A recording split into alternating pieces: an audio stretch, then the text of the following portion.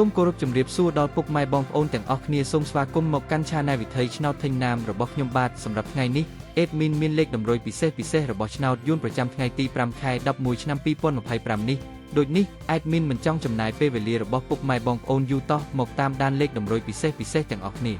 លេខតម្រុយថ្ងៃនេះ Admin មានលេខតម្រុយទី1អូ50និងលេខពិសេសចុងក្រោយអូ90សម្រាប់លេខតម្រុយពិសេស2លេខមានលេខ52លេខ66និងលេខចុងក្រោយ94សម្រាប់លេខតម្រុយពិសេស3លេខមានលេខ566គុណលេខចុងក្រោយ922គុណ